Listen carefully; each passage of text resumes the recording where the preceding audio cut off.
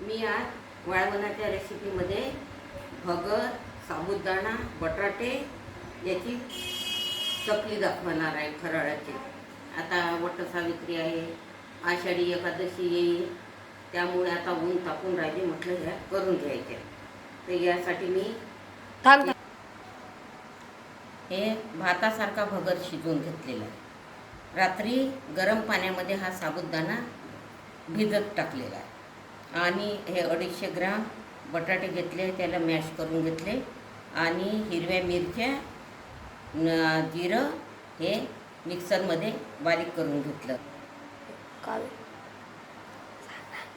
मीठ यामध्ये टाकायसाठी आता हे मिश्रण मी तयार करते। आता हे सगळं मिश्रण मी एकजीव करून घेते। मीठही घालते त्याच्यामध्ये, चवीपुरतं मीठ, भगर, साबुदाणा सगळं एकजीव करून घेते मी। आता मी हे मिश्रण पूर्ण एकजीव केलेले आहे। साबुदाणा, भगर, बटाटे, हिरव्या मिरच्या याची पेस्ट आता एकजीव झालेली आहे। आता मी याच्या चकल्या करते। आता माझ्याकडे पॉलिथिन आहे, याचं मी हे टोप कापून घेतलेलं आहे छोटंसं।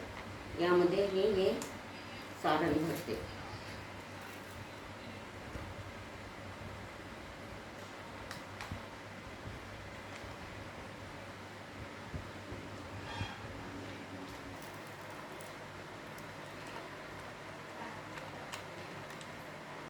पॉलिथिनमध्ये घातलेलं आहे आणि त्याच्या आता चकल्या पाहिजे। साबुदाणा जास्त फुगल्यामुळे सोऱ्यातून पडणार नाही, म्हणून मी पॉलिथिनच्या याच्यामध्ये करून राहिले।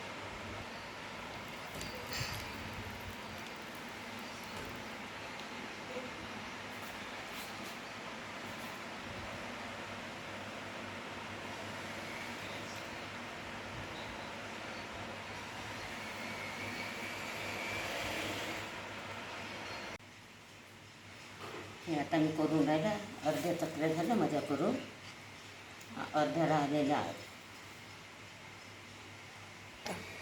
जर माझा हा व्हिडिओ तुम्हाला आवडला असेल, साबुदाणा भगरीच्या चकल्या, तर माझ्या चॅनलला तुम्ही ग्रामीण चॅनलला सबस्क्राईब कराल ही आशा करते।